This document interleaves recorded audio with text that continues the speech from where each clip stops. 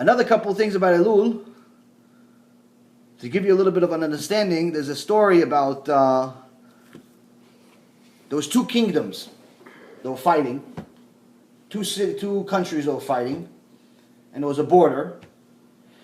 He said, listen, you're not allowed to go here, you're not allowed to go here, except one case, except one thing.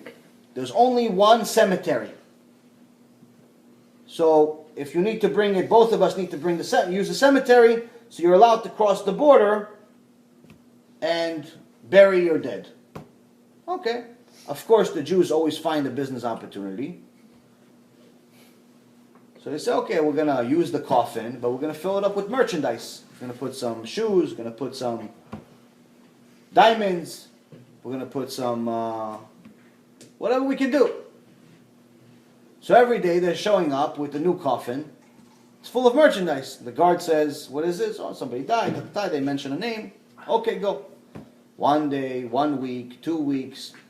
Then eventually the guard starts noticing, I don't understand, so many people are dying, but they're all happy. The people that are taking this coffin, they're all very happy. It's supposed to be sad. So he starts, chashud, it starts becoming a little suspicious. So he stops them today. He goes, listen, stop. I want to see what's in the coffin. So the people, no, come on, this is bizayon, this is disrespect for the dead. You got to give respect to the dead. He goes, listen, open it right now. What are they going to do? They open it.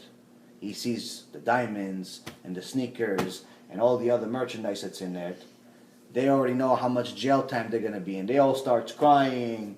He says to them, so the guard says to them, you fools, if you would have cried before I opened it, I would have just let you go.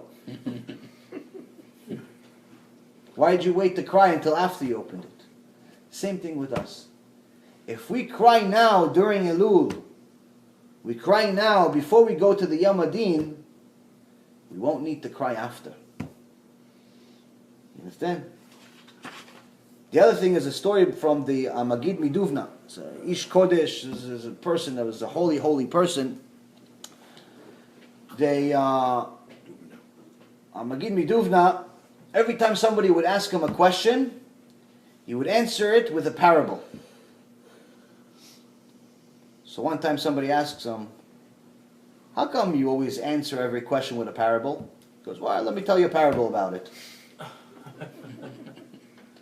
So Magid Miduvna says, what do you think? The students come to him, he says, Kvod Harav, what do you think about people, Jewish people, that during the month of Elul, they don't wake up? So let me tell you a story.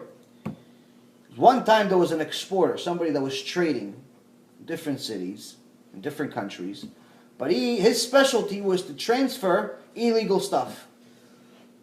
Illegal, black market. And he had a driver that was the guy that was, in those days it was horse and carriages. So he had the guy that was, riding the horses. And the guy who was riding the horses was getting paid enough to pretend like he didn't know what's in the bag. But every time he took a trip with all of his merchandise, the exporter was very concerned. Until they got to where they were, he was very, very worried. Why? Because he knows that if he gets caught, he goes to jail for his whole life. So he was worried right from the beginning. The guy that's leading the carriage, he wasn't worried. When did he become worried? As soon as he got to the border. He got worried when he got to the border. Who wasn't worried? The horses weren't worried. The horse were not worried at all. So Magid Miduvna says, this is what we're talking about. The exporter, the one that's worried right away, he's the smart Jew. He's the righteous Jew. He knows who he's dealing with. He's dealing with the creator of the heaven and the earth. He knows he needs to be worried. He knows that he's not perfect.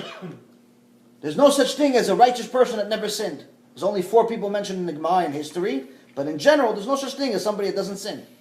So even if somebody's the Gdol Ador, he knows he sins. He has obviously his own level of sins, not like us, that we sin every second, but the point is that every one of us sins. So someone that has an acknowledgement of who the Creator is and who he is, he knows he's sinning, so he has to be worried right now. It's Elul. I'm getting to Yom Adin. I'm getting to the Day of Judgment. I should be worried. So the exporter is worried. The guy that's leading the horses, he's the guy, he's not worried until he gets to the border. He's not worried during Elul. He starts becoming worried when he gets to the Beit Knesset on Rosh Hashanah. Who's the horse? The horse is everybody else. Not only are they not worried about anything during Elul, but even when they go to the Beit Knesset, they're still not worried. They figure, it's a nice culture. It's nice. I pray.